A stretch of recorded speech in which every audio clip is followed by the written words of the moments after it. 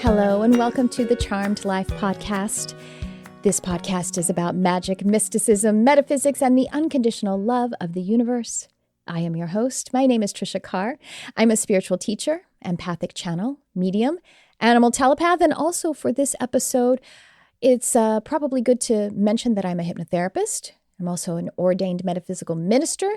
The reason for that is because we are going to be talking about some really cool information that has to do with looking at our whole lives, where we would actually want to dig deep into some of the soul history that we have. We're going to be talking about soul contracts. We're going to be talking about that before life blueprint. And we're going to talk about how one life feeds into another, but particularly the art form of recognizing and honoring or updating soul contracts. Now, I really want to emphasize that this is truly like an art form, because that's how we can be the most open to the karma, the learning. And karma, by the way, is a good thing. Karma is the opportunity to learn and then thereby contribute to the universe with that learning. Before we get too much further into it, I want to let you know that there are 2 companion videos that you might be interested in, companion to this episode of the Charmed Life podcast. One is on past life vows, how to review, resolve, or update them. And the other one is past life oaths and covenants, how to review, resolve, or update them. This is all about the fact that we could be unconsciously holding a vow, an oath, or a legal covenant from a past life in a way that could be holding us back. So I kind of wove all of these together. Check them out. The link is in the description, or just go to my YouTube channel, youtube.com/Tricia Carr, and you'll be able to find them there in the fold. And also, I would love it I'm on Instagram, so I'd love it if you follow me there. I'm always posting different, exciting spiritual content. And if you are a regular listener, then I just want to share with you that I'm doing unique content in all of these outlets, because I just wanted to be able to serve you in, the most prolific way as I could. So we're going to keep doing that. I'm also going to be having folks on that I'm interviewing again or having conversations with. It's going to be so much fun. Okay, so this content that is coming up now about soul contracts, I'm going to be resourcing an excerpt, exclusive content from a workshop I did in my Mystic Arts Academy. So it's the whole class was just amazing. And if you want to find a couple of other ways to, supplemental materials, there is a link for you to download a PDF that went with this particular episode. So you just are going to look in the description when you can. If you're driving, be careful, But you can go and you can download the slides. It's a PDF of the slides with the information. And so, that can reinforce the understanding. In addition to that, the meditative journey that I produced to go with this, there's a download link where you can actually, I think it's like $4. It's really inexpensive for you to be able to purchase and have to do anytime you like. It's my journey called Soul Contract Review Trance Meditation. It'll help you to look at those soul contracts. And you could also, I think, use it to prime yourself to review vows, oaths, and covenants, which I talk about in the video. All right, guys. Well, I hope you enjoy this. I had the best time connecting with the Mystic Arts Academy folks on it. So I will see you on the other side.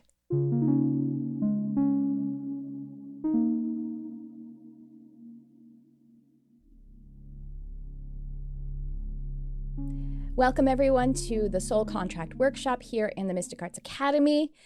We are going to go really deep into this material, and we're going to get some nice construct around it. So it's going to be a lot of fun. That's really the most important thing, is for us to approach this with peace and with joy. That's a big lesson. When we're approaching these topics that could, for some of us, seem heavy, because we're looking at things like human relationships and these big, profound relationships, these ones that hold a lot of heft for us.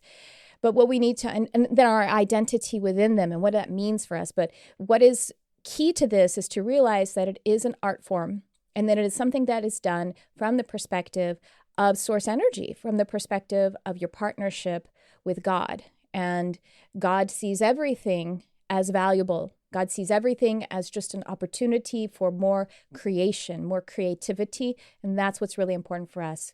Having said that, I'm specifically going to say we really can't review soul contracts or look at these values of an incarnation journey if we're in this blame, shame, or victimhood. Now, it's okay. Those are human experiences, but just know that it isn't the perspective that helps us to gain the understanding from soul contracts and these divine decrees, which I will explain in a moment. The divine lessons. When we can connect with peace and or joy, or just that neutrality, that's when we're able to really gain and glean the information that is beneficial to the whole being when we're looking at soul contracts. Soul contracts, the art of reviewing and mastering your divine decrees. So let's talk about what soul contracts are.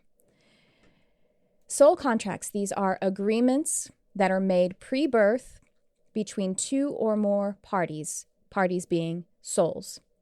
Now, we're going to kind of probably focus, just for the sake of learning, on humans, the human relationships. That might be what you have in your mind. But yes, we have soul contracts with animals. We have it with also parts of nature and any kind of collection or identity of energy. We have contracts with it.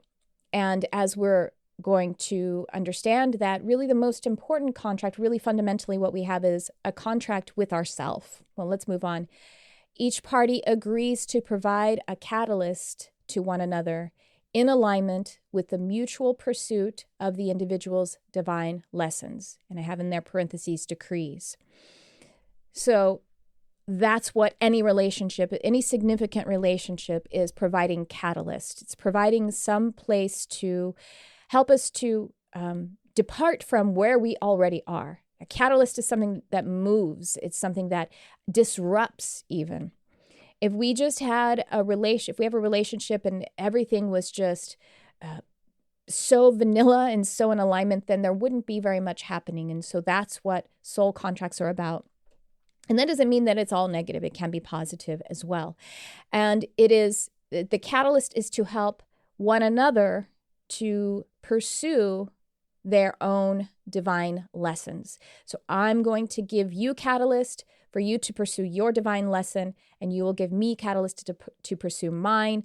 They may be complementary. They could be opposites. You know what I mean? Like, you can imagine what it feels like to be a teenager. We all remember, and maybe some of us have had teenagers. It feels like your parents are working against you, but in fact, the parents are providing catalyst for the teenager to grow into adulthood. So let's keep moving. Next, they are significant and emotionally stimulating relationships. That's how you can understand or recognize that that is a particular soul contract. Now, you can have some that are short-lived. They can also, honestly, there's a perspective where you could just say anyone that you come into contact with at all, there was a soul contract. And maybe it was a temporal one or it was a possible one. But the ones we're kind of focusing on, the ones that really give us profound lessons contained in that relationship, that's what we're going to kind of pay attention to in order to understand the concept of soul contracts.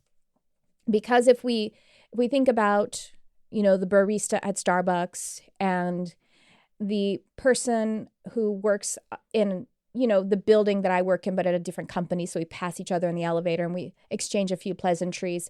So for example, those two people that are more passerbys, acquaintances that we see fairly regularly, they're kind of maybe all a part of one contract that you have set up, which is to be nice to people or to be comfortable with people. You see what I mean? But the individuals, they're just like players in it. So maybe those aren't as significant in helping us to understand soul contracts for today, at least.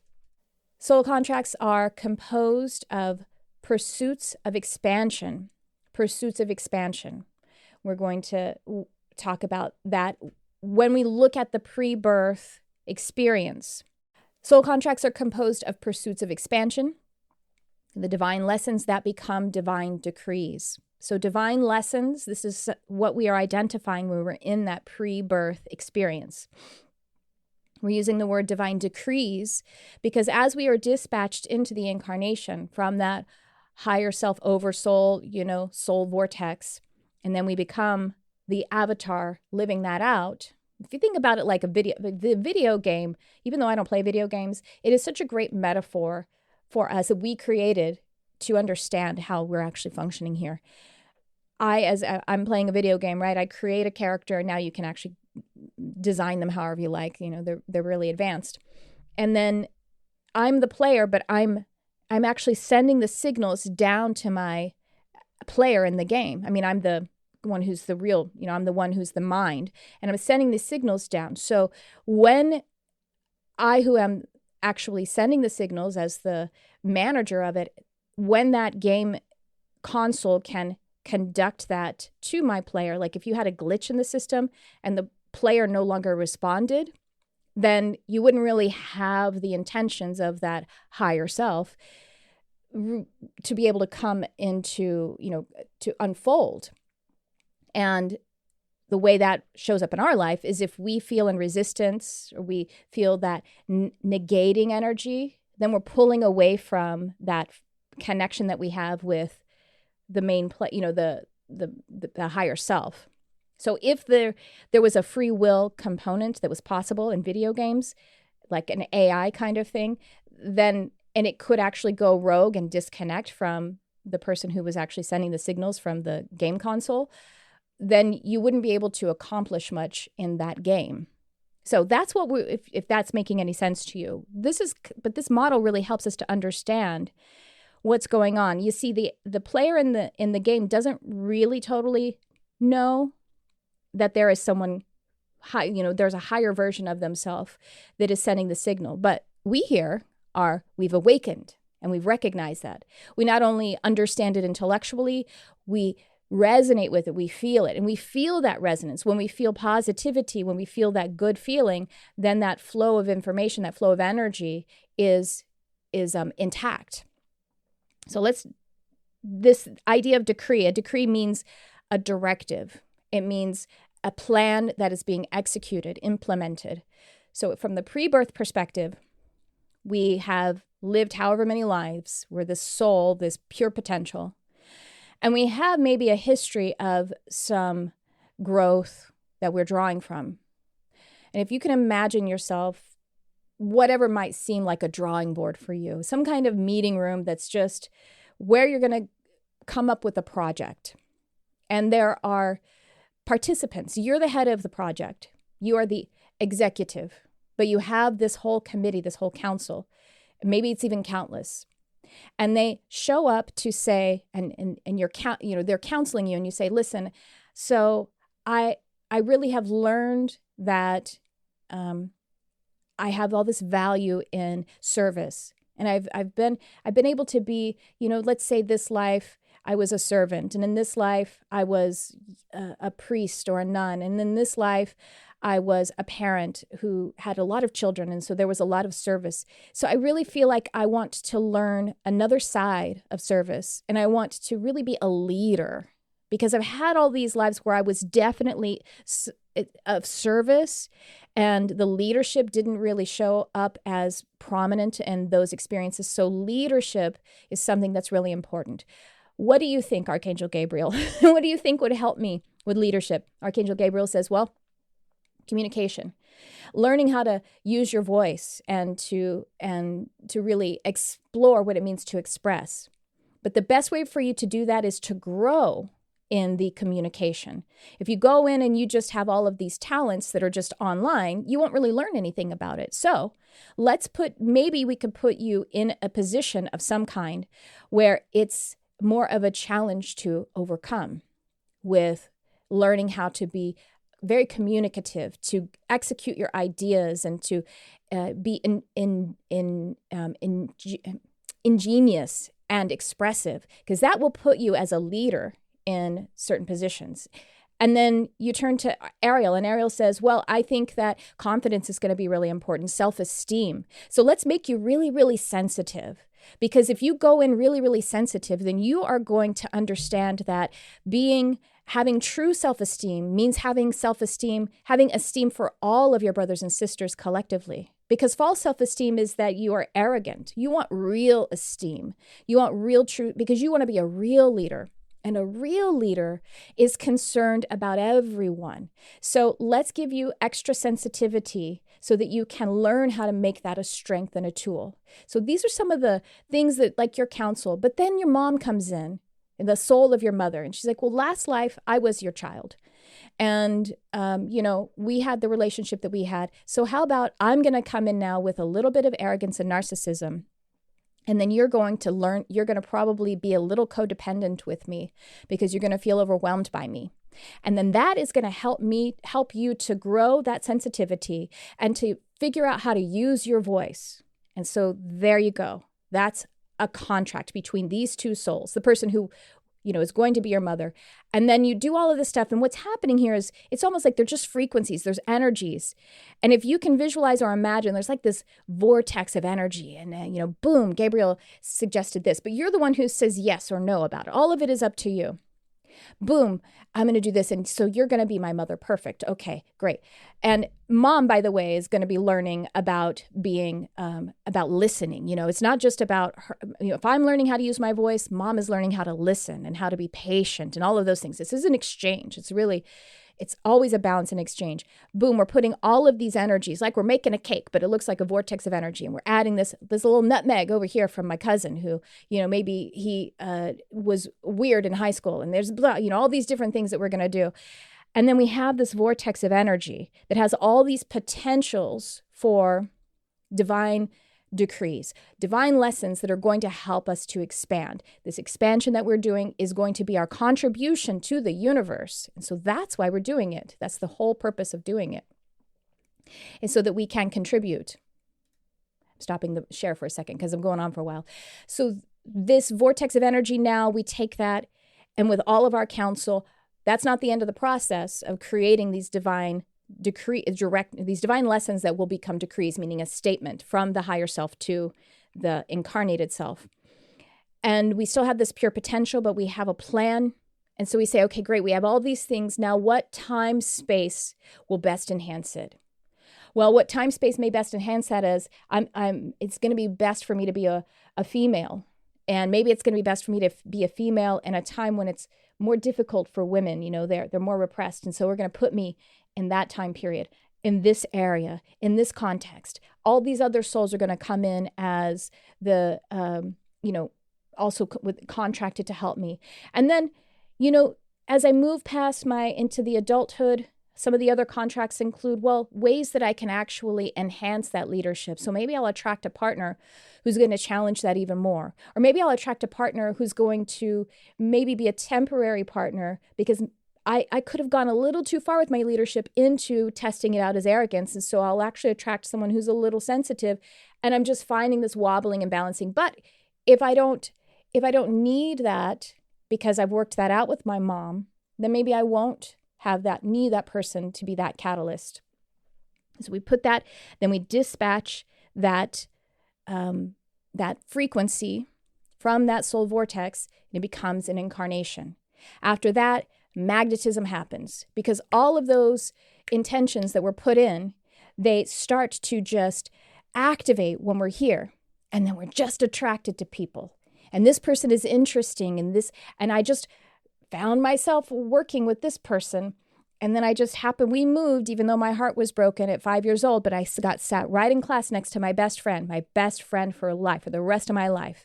Magnetism just happens. All of the components start to work together by the universal law of magnetism. So that's a snapshot of the pre-birth plan and how the soul contracts are set up. And so the question is, how does all of this information about soul contracts and the plan and the blueprint and all that kind of stuff, how does it align with free will? Well, recognize that our free will is multidimensional. So we do have the free will from the higher self perspective, and that is you. But we sort of put that veil between the higher self and the incarnated consciousness, that dimension of who you are. And the reason for that is so that in the forgetting or in the obscurity, then you have the opportunity to grow and learn. And so that's the purpose of it. But to recognize that your free will is multidimensional, and that in fact you can. The reason that you also have to take the limits off of it. If you think about your soul, from your soul's perspective, it's infinite, the opportunities. So my plan is to be more of a leader this time, but the next life I may want to, be something else entirely. So it's like a focus. You're in third grade. I'm in third grade. I have to be in third grade. I have no choice. But it's like, well, I want to be in 12th grade, but because you're going through it, because that's just creation it happens in patterns. It just does. We are pattern seekers. We are patterned individuals. The reason for that is because the chaos is what God was or is before there is any creation. That's what science does. In order for science to explore a theorem, it has to go into the chaos, but it has to come up with something to explore. It has to come up with a plan. And then the plan turns out different usually. Sometimes it's that you go in with a plan, but it's beyond, from this perspective, from this 3D perspective, it's beyond my imagination. Not to mention the fact that when we really get down to the decrees, or we get up, decree is like when it's become actually the call into the soul, because it's a statement. It's like it's the calling, But they're so really open-ended. To be a leader, I mean, that's pretty open-ended, right? And order, but also that you're getting closer to the God principle when you find paradox. Because as we said, in order to really understand how to be a leader, you actually probably need to come in with some subversion. You need to come in a little bit developed in that regard. So you kind of experience both. So it's almost like it's infinite. You just kind of are putting some plan around it, but you got to experience both sides of it in order for it to be fully explored and to fully be learned. Does that make some sense? I mean, there's a veil that's set for me by me. Again, remembering that we are multidimensional. Divine lessons are what are created, and the divine decree is the call from the oversoul, higher self perspective to the incarnated me, or the 3D, 4D me. That's what we're working with here. How to identify a soul contract, and again, we're kind of just thinking about the human relationships, but you can throw in there animals or anything else. And actually, if you kind of like really digest this, you'll realize you can just look at you and you, or your relationship with career, or your relationship with partnerships. You know what I mean? Like, you can just realize, as we say, what it comes down to is just your relationship with the lesson itself. But in the terms of the players in the game who are being the soul contractees, you'll identify the heightened themes. So when we're looking at, okay, obviously I have a soul contract with my mother. I mean, that's a given. In even people that are adopted, then you have a soul contract with your biological mother, even if you've never met her, and the person who raised you. And that's because there's soul energy that is involved in the, all of the genetics and the hereditary stuff. You know what I mean? Like, that's all, those are different kinds of contracts that you might hold. And not to mention that for whatever reason that you weren't able to be raised by or live and have a relationship with that biological mother, that's something that is a contract for you to resolve. So anyway, the heightened themes. Let's say I'm looking at the obvious contract I have with my husband. What are the heightened themes? What are the things about this relationship that are heightened? They could be pain points of frustration, or they could be very, very positive, very joyful, or a mix of both. And, the ones that are something like partnerships are usually a mix of both. Your relationship with your spouse, there may be wonderful moments of joy, as in having children. And then there could be divorce, which is frustration and pain. But that contract is, those are some of the significance themes that you can look at. Now, divorce isn't a theme in and of itself. What did you experience with divorce with that partner? And again, it can be something like, I'm going to give my own marriage here in a moment as an example, show you some of the themes that I've identified at this point, and some of the things that I moved through some things to get where we are now.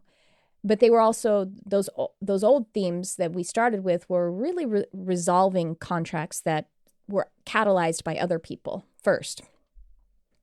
So that's what we want to do in order to identify what is going on in a contract, what some of the lessons are being presented, the heightened themes. Look at I would probably just look at 1 to 3 of them just to get started. And if you, as we go into the journey later, you're welcome to just see what shows up in the journey, or if there's one that you're kind of identifying right now, maybe just hold loosely to it because you want to just see what will actually happen, and rather than trying to manage it. How to learn from a soul contract. In order to, we've identified some of the themes, but we have to be in a neutral, the seer perspective in order to interpret it. So interpretation is a different word than analysis. Analysis means to take facts like a scientist and rearrange them. Interpretation means to take subconscious energy and be involved in the creator process and let it reveal itself as something. Let it reveal itself as the song or the story or the poem. Thus is life. We are the subconscious of God, this potential energy, and it is being interpreted, it is being expressed as a poem. My life is a poem. Your life is a poem. It is a poem. It is a song of God, or it's a melody line or a harmony line in the one song, which is the universe. So we need to be in the perspective, shoulder to shoulder, neutrally, expecting that whatever that is, even if it's uncomfortable from this 3D perspective, that, I was abused as a child. My mother married someone who abused me. She married 2 people who were abusive. She married a person who abused me. If I identify to the victimhood, I'm not going to learn as much. I need to see it neutrally. So you actually pop out. You pop into the higher, from the soul perspective, like you're sitting at that table with Archangel Gabriel and your mom's soul and everything, and say, what are these lessons to learn and how can we best do it? So you want to be in that neutral space. You want to switch to recognizing that your contract is actually with the lesson itself rather than the other soul. If we are overly focused on the human person and how what they're offering as catalyst, and how that kind of pisses me off and how it's unfair, again, we're not going to learn anything.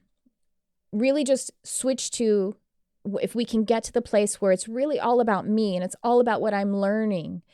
And again, we hit paradox because that can be challenging. And it doesn't mean that when we do some of this, like the person who abused me, my mother's husband, that person is not in my life in this 3D perspective. That's actually a part of the lesson for me, some of the decree that I'm answering.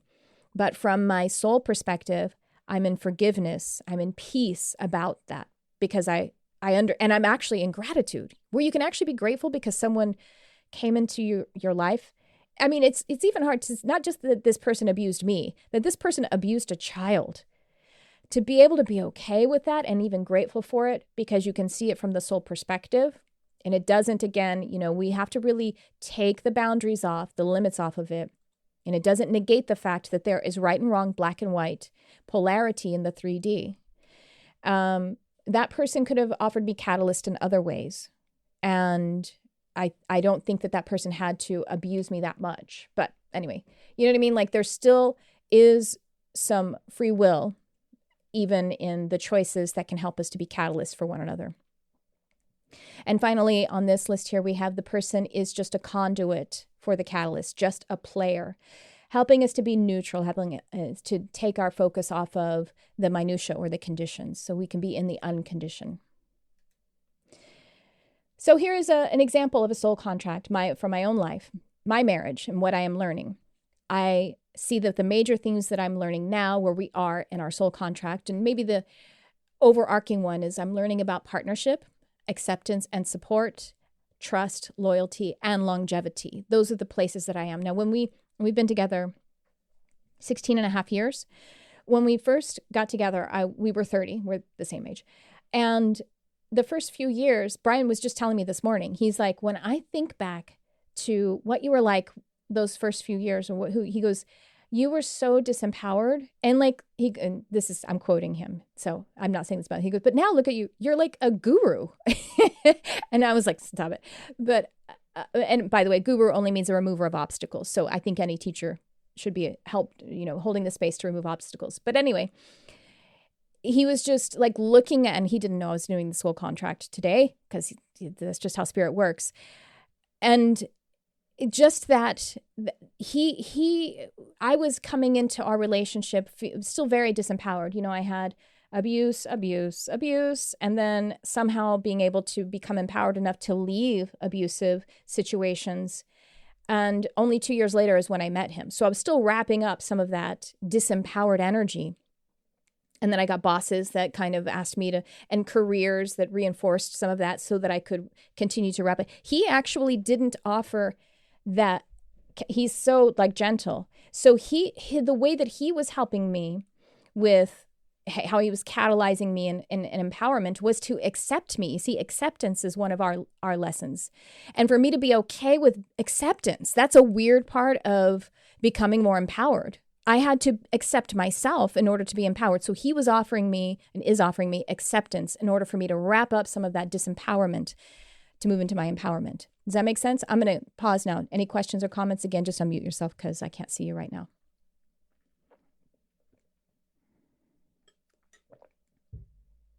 Okay, great. And by the way, so like longevity, trust, and loyalty, those are all antithetical to my beginning, which was abandonment. And so he is offering me deep loyalty, deep trust, and we are offering one another longevity as a way to help me wrap up some of that other stuff that I had started with. All right, now we're getting into it. Ugh. Soul contracts include, number 1, the offer. Number 2, consideration. 3, acceptance. 4, mutuality of obligation. 5, implementation. 6, contingency clauses. 7, reinforcement, mastery, and mentoring. Don't worry about scribbling it all down real fast. You're going to get these slides, possibly a PDF, and we're going to break all of this down right now. This is just the overview. So let's go on to the offer. This is at that point where we're in that conference room, that spiritual conference room, and we're just, I'm as the soul who's creating the vortex of energy that's going to dispatch an incarnation. What are the divine lessons? And what complementary components or other souls that I'll make a contract with? So the offer is a promise to act or refrain from acting, which is made in exchange for a return promise to do the same. So in the example I gave at the beginning, the soul, it wants to learn leadership, and the person who is the mother is going to offer the action of repressing the child. Or in the case of my actual life, I'm learning about longevity, loyalty, and trust. And so my parents and family in some of those early relationships will abandon me. They will withhold longevity and trust, the refraining from action of staying present in a relationship with me. So the basis of each soul's offering is the pursuit of divine lesson, meaning each component is just, there's going to be some repetition. So I was learning about loyalty, and the person who's going to give me abandonment so I could learn about loyalty and longevity is also learning about some other version of loyalty, learning how to trust, learning how to be attentive, learning forgiveness. Who knows? You know what I mean? Like there are other complementary lessons that are involved there. 2. So the first one, again, that was the offer. 2, and these aren't necessarily in order. They kind of are, but they're not necessarily in order. It's just all of the components, more like foundational. Consideration. So this is each party of the contract must provide something of value that induces the other to enter the agreement. So I'm giving value, you're giving value. And then when this is set up, this is the time, again, if we're seeing ourselves in that pre-birth conference room, this is tuning the magnetism. It's enhanced. So I start with my mother on this, and that's going to be, your mother, you're really magnetized to your mother. Obviously you need to as a child. And then you have this need to figure out that relationship. And then maybe, you get it done as much as you can. And so at age 20 or so, you kind of like, well, fine. But then if you aren't really done with that lesson, you're going to magnetize some other contract, something that was a contingency contract, which we're going to talk about in a minute, that was set up. If you, however much of that work you had gotten done, however much of the lesson you'd learned with your mom, you're going to still have the magnetism to other parties who are going to help to provide more catalysts. So it could be your first job and the boss is going to give you some, or it could be your first boyfriend or girlfriend or something like that at age that happens at age 20. It could be a professor if you're going to college at age 20, who's going to continue along the same themes. It's easier to look back, especially, just when you're mature. I think it's harder as a 21-year-old, let's say, to see it because you don't have a lot of experience. But even if you're like 28, you could probably start to see those patterns a little bit easier. You get a little more, because you might think, oh my gosh, but my boss is so different from my mom. You get a little more perspective and you're like, nah, they were both narcissists. You know what I mean? Nah, I had the same complaints about both of them, just, in different scenery. So just remember that magnetism is what the law of magnetism makes that all continue to just happen. So that's that law of magnetism is enhancing that calling, the decree that is sent from the higher self or the oversoul. Acceptance. So acceptance of the offer, the expression that you have agreed to the terms. And so this is the part where, if we want to be uncomfortable with the paradox or worry, not worry, but like observe where spiritual bypassing or not. See, that's a part of the paradox too, is like, can I accept this concept and also make sure that I'm not bypassing? Well, that place of, you have to pop out of it and be the observer. But you know that you've accepted the contract because you're in a relationship with the person. You have a tough relationship or you have a wonderful relationship. So there is a resonance there. There is a powerful resonance. But that's a part of the contract as well, is the actual acceptance of it. Mutuality of obligation. So this is kind of a restating of it. The parties agree to their obligation. And what that could look like if the mutuality was to start to subside would be if a contract becomes one-sided. So you're the only one who is doing anything that, or having any care of the contract being moved forward. Now, so it'll just naturally void itself. Now, unless somehow that one-sidedness is a part of the theme of the relationship, it is the theme, is that I do all the work and this person doesn't do anything or whatever. That could be actually the theme, but anyway. But if the mutuality of the obligation, if the exchange isn't happening, then it would just actually naturally void. And this also kind of looks like what it would look like if it was fulfilled. So I was just thinking today of a best friend that I had for about 3 years, 2 or 3 years, around 29, 30 years old. And we were like thick as thieves. Now we're like Facebook friends and she sends me a Christmas card. But there was nothing that went wrong at all. It kind of, you know what I mean? Like that was the completion. And it was a really intense, really great and intense relationship. And we worked some things out together, but it was mostly just positive. But pretty much the contract has completed with us. At least it seems like it. There could be a contingency later, but I don't think so. Anyway, so you'll continue to answer the decree in a contingency contract, which I'm about to talk about. So let's say the mutuality of obligation, if it became one-sided, one way or the other, whether you weren't offering your part of the obligation or they weren't offering their part of the obligation, it will cease.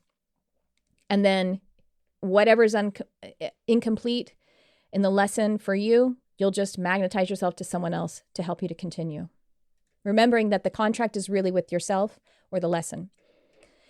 5, implementation. So implementation occurs as the soul dispatches into incarnation. So once again, we can assume, since we're here, since we have these relationships, since we have these resonances of these decrees and lessons, that we implemented it because we're here being incarnated. The universal laws, will implement the process of magnetism so that the contracts unfold in the journey. So like you have implemented the contract because you're here, and then the universal laws are also implementing it with the law of magnetism. Okay, 5, in contingency clauses and contingency contracts. So these are activated when a decree is being resisted or to reinforce deeper levels of the lesson. So it's one or two things. If you are resisting it, let's say you leave a relationship without advancing the contract you're learning in it, then you'll just pick it up somewhere else.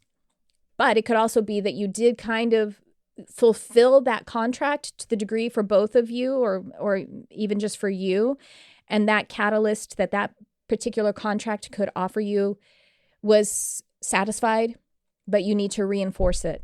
And so what that looks like is if you are resistant and you reject a lesson in a particular contract, then it will repeat at a higher intensity. I dated this one guy. He was an asshole. I broke up with him. I was so sick of him. He said he did this to me, and how dare he?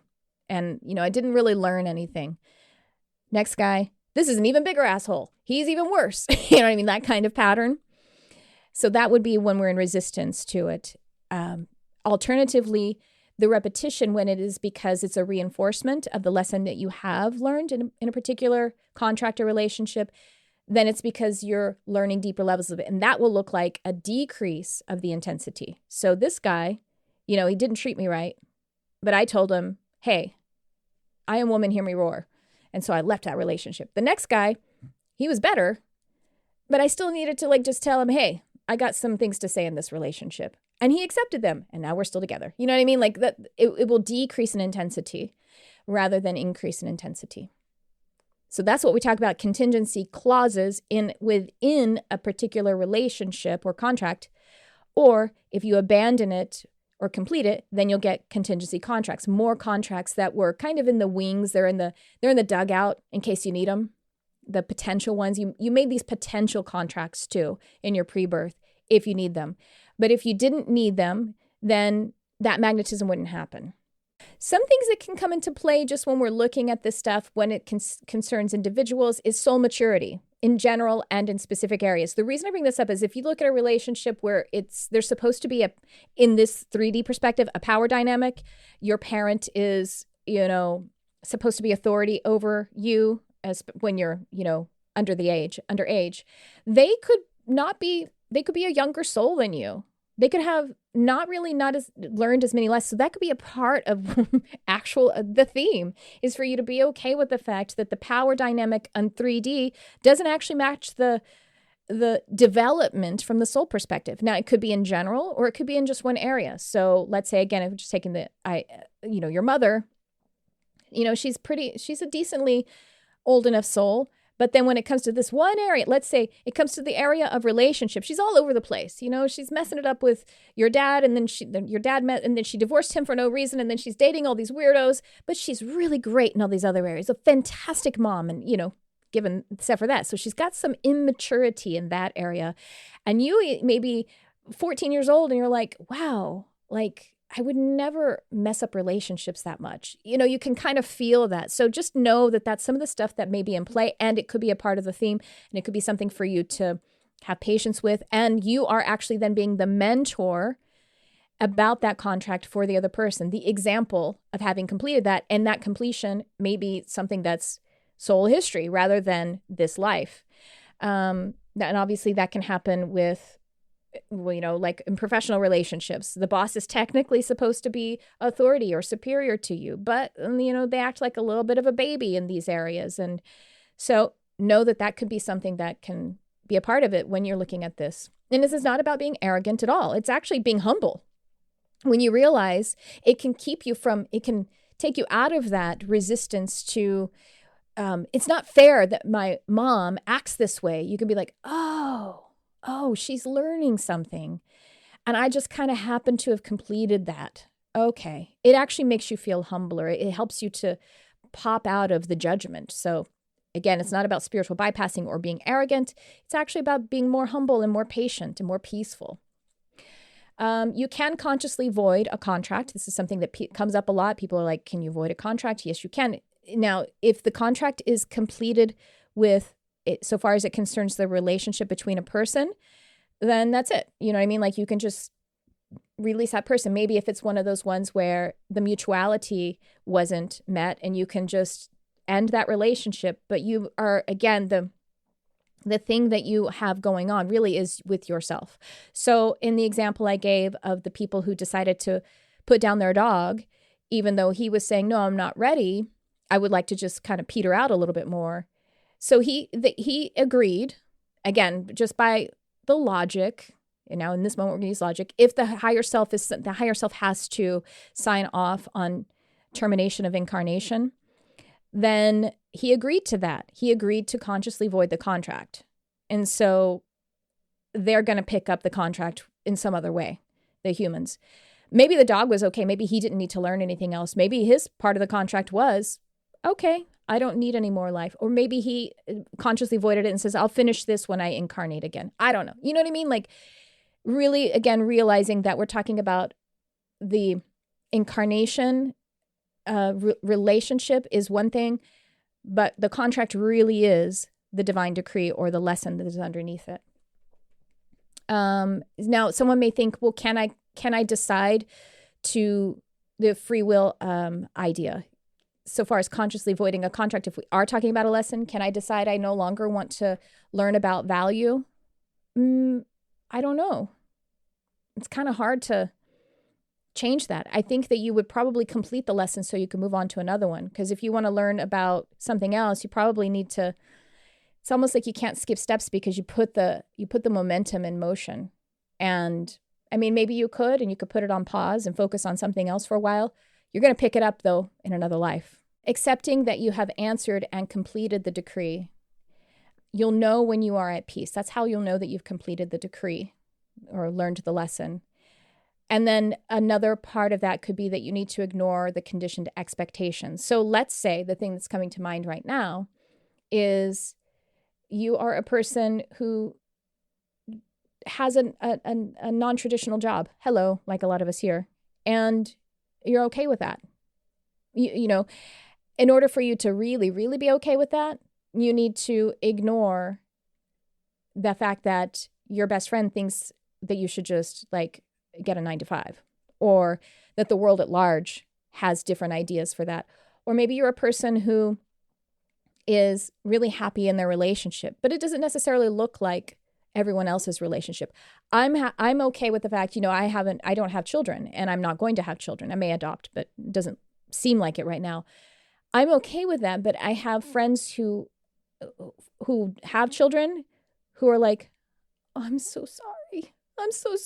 And I'm like, you don't, you know what I mean? Like but I have to like not take on their pain. They're projecting onto me what it would be like to not have their children. That's totally different. But you see, in order for me to really accept the fact that I'm at peace, and that doesn't mean that I'm a bad person because I don't have children, you know, those are all the things that are kind of out there in the ether about what life is supposed to look like. If you're the way that you have moved through certain contracts, the peace that you feel about it, that last stage is to own that peace. Does that make sense? I think that's the end of it. Oh no. So a couple of reminders. Remember, ultimately your contract is with the divine lesson itself, or your higher self, or yourself, or the decree that is being called to you. Your contract is with your soul, and your drive to pursue that contract is to answer the divine decrees. They are just, it's what is powering you. It is the juice that's powering you. That's probably why, you know, thinking you would switch lessons it's just probably unlikely. You just might like favor another one of your other lessons and then pick it up again. And focusing on an individual slows the process of learning. Focusing on a person so much. Get down into the good stuff. Get down into the energies. And remember, it's about you and what you're learning. Remember, always review it neutrally or from a place of peace.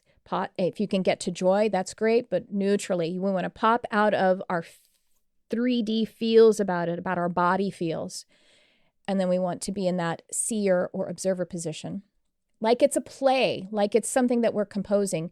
And with the expectation that we actually are learning something. There's value here. There's a reason that we are pursuing this particular decree.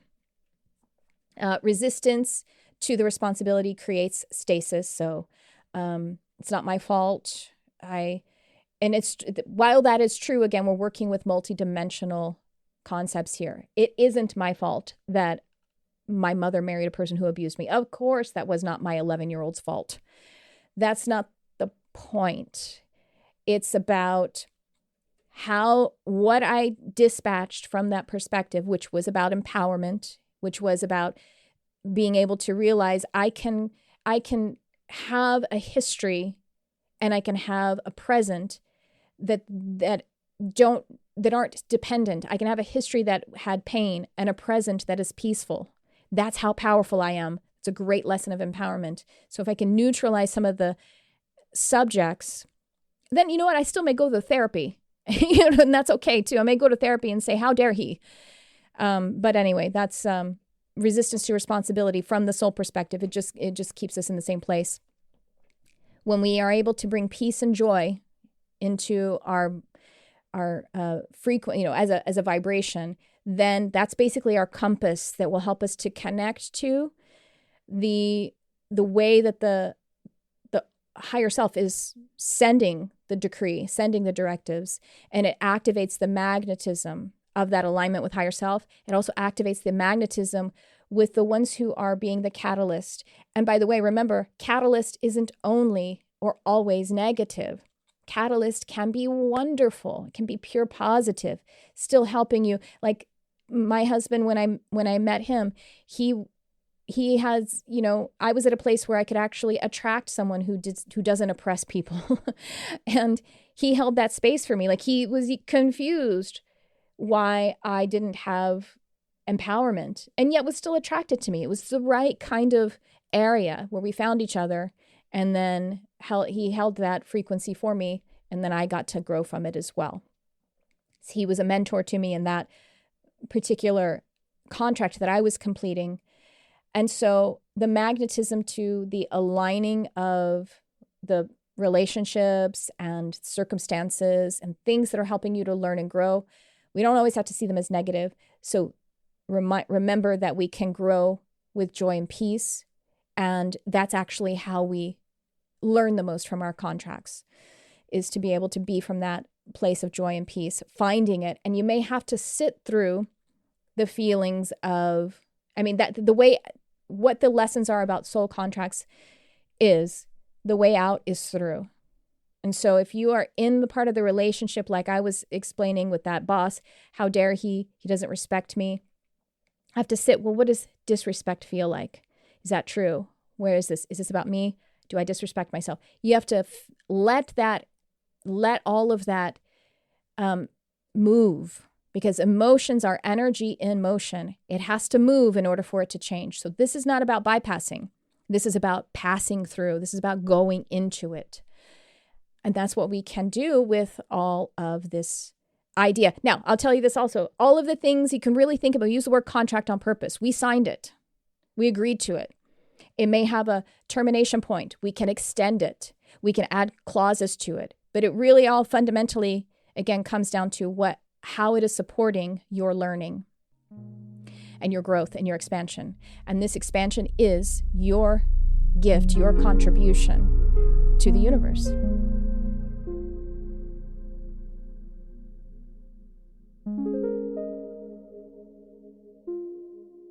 Well, I hope you enjoyed that content as much as I did.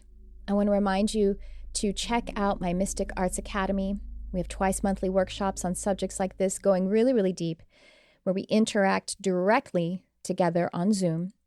I also lead group meditations there. I do sacred circles, reading, healing, and channeling together. Oh, it's amazing. You could do a drop-in on a workshop, but I highly recommend subscribing. It's pretty low cost, and becoming a part of the community, because we have such crazy quantum synchronicities happening in that community. It's so beautiful. And you also get access to the whole catalog, the whole back catalog of all of the classes. And there is a lot. Well, guys, I really appreciate you for joining me here.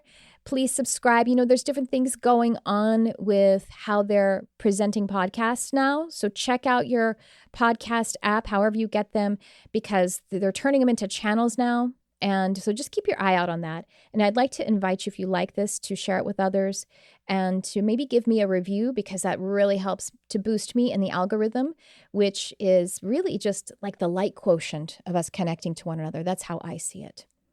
Okay, with that, guys, I will be getting another episode out to you real soon. Thanks for tuning in. I love you, whoever you are.